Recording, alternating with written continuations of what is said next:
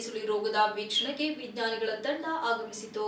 ಆಲೂರು ತಾಲೂಕಿನಲ್ಲಿ ಮುಸುಕಿನ ಜೋಳವು ಪ್ರಮುಖ ಬೆಳೆಯಾಗಿದ್ದು, ತಾಲೂಕಿನಲ್ಲಿ ಪ್ರಸಕ್ತ ಸಾಲಿನಲ್ಲಿ 10,500 ಹೆಕ್ಟೇರ್ ಪ್ರದೇಶದಲ್ಲಿ ಮುಸುಕಿನ ಜೋಳವನ್ನು ಬಿತ್ತನೆ ಮಾಡಲಾಗಿದೆ. ತಾಲೂಕಿನಲ್ಲಿ ಮುಸುಕಿನ ಜೋಳದ ಏಕ ಬೆಳೆ ಪದ್ಧತಿಯಾಗಿದ್ದು, ಈ ಬೆಳೆಯಲ್ಲಿ ಕಳೆದ 4-5 ವರ್ಷಗಳಿಂದ ಕೀಟ ಮತ್ತು ರೋಗ ಬಾಧೆಗಳ ಲಕ್ಷಣ ಹೆಚ್ಚಾಗಿ ಕಂಡುಬರುತ್ತಿದೆ. ಇದರಿಂದ ಮುಸುಕಿನ ಜೋಳ ಬೆಳೆಯುವ ಸಂದರ್ಭದಲ್ಲಿ ರೋಗ ಮತ್ತು ಕೀಟ ಬಾಧೆಯಿಂದ ಬೆಳೆಗಳನ್ನು ರಕ್ಷಿಸಲು ಹೆಚ್ಚಿನ ಖರ್ಚು ವೆಚ್ಚಗಳು ತಗುಲುವುದು, ಆದಾಯದ ಪ್ರಮಾಣ ಕಡಿಮೆಯಾಗುತ್ತಿದೆ.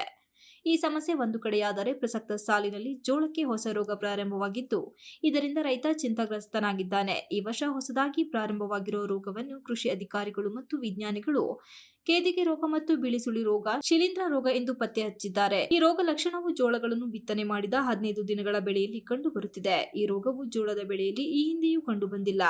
ಇದು ಹೊಸ ರೋಗ ಲಕ್ಷಣಗಳಾಗಿರುವುದರಿಂದ ಈ ರೋಗದ ಹತೋಟಿಗೆ ಹೆಚ್ಚಿನ ಸಂಶೋಧನೆ, ಅಧ್ಯಯನ ಅಗತ್ಯವಿರುವುದರಿಂದ ಕೃಷಿ ವಿಜ್ಞಾನಿಗಳ ಅಧಿಕಾರಿಗಳ ತಂಡವು ತಾಲೂಕಿನ ಕಸಬಾ ಹೋಬಳಿಯ ಹೊಸಪುರ ಮುದಿಗೆರೆ ಗ್ರಾಮದಲ್ಲಿ ಮುಸುಕಿನ ಜೋಳ ಬೆಳೆದಿರುವ ರೈತರ ಜಮೀನಿಗೆ ಭೇಟಿ ನೀಡಿ ಪರಿಶೀಲನೆ ನಡೆಸಿದ್ದಾರೆ. ಈ ಸಂದರ್ಭದಲ್ಲಿ ಹಾಸನ ಜಿಲ್ಲೆಯ ಕಾರೆಕೆರೆ ವಿಶ್ವವಿದ್ಯಾಲಯದ ವಿಜ್ಞಾನಿಗಳಾದ ಡಾ ಪಿ ಮಹದೇವ್, ಅಧ್ಯಾಪಕರು, ತಳಿತಜ್ಞರು, ಡಾ ಮಲ್ಲಿಕಾರ್ಜುನ, ರೋಗಶಾಸ್ತ್ರಜ್ಞರು, ಮುಸುಕಿನ ಜೋಳ, ಡಾ ಬಿಎಸ್ ಬಸವರಾಜು, ಕೀಟಶಾಸ್ತ್ರಜ್ಞರು ತಂಡವು ರೈತರ ವಿವಿಧ ಜಮೀನುಗಳಲ್ಲಿ ರೋಗ ಬಾಧಿತ ಗಿಡಗಳು ಮತ್ತು ಮಣ್ಣಿನ ಮಾದರಿಯನ್ನು ಸಂಶೋಧನೆಗೆ ಒಳಪಡಿಸಲು ಸಂಗ್ರಹಿಸಿದ್ದಾರೆ ಎಂಬ ಮಾಹಿತಿ ಲಭ್ಯವಾಗಿದೆ. ಪ್ರಸ್ತುತ ಸಂದರ್ಭದಲ್ಲಿ ರೋಗದ ಪ್ರಮಾಣ ಹೆಚ್ಚಾಗಿದ್ದು, ವಿಜ್ಞಾನಿಗಳಿಂದ ಮುಸುಕಿನ ಜೋಳದ ಬಿಳಿಸುಳಿ ರೋಗದ ನಿರ್ವಹಣೆಗೆ ಕೆಲವು ಶಿಫಾರಸುಗಳನ್ನು ಈ ಕೆಳಕಂಡಂತೆ ಮಾಡಿದ್ದಾರೆ. ರೋಗ ನಿರ್ವಹಣಾ ಕ್ರಮಗಳು: ಪ್ರತಿ ವರ್ಷ ಮುಂಗಾರು ಆರಂಭದಲ್ಲಿ ಆಳವಾದ ಮಾಗಿಗುಳಿ ಮಾಡುವುದು. ಪ್ರತಿ ವರ್ಷ ಪ್ರತಿ ಹಂಗಾಮಿಗೆ ದ್ವಿದಳ ಧಾನ್ಯದ ಬೆಳೆಗಳಾದ ತೊಗರಿ, ಅಲಸಂದೆ, ಉದ್ದು, ಅವರೆ ಅಥವಾ ಇತರ ಬೆಳೆಗಳೊಂದಿಗೆ ಬೆಳೆ ಪರಿವರ್ತನೆ ಮಾಡುವುದು. ರೋಗ ಲಕ್ಷಣ ಕಂಡುಬಂದ ಗಿಡಗಳನ್ನು ರೋಗಬಾಧೆ ಆವರಿಸಿದ ತಕ್ಷಣ ಬೇರು ಸಹಿತ ಕಿತ್ತು ಹಾಕುವುದು.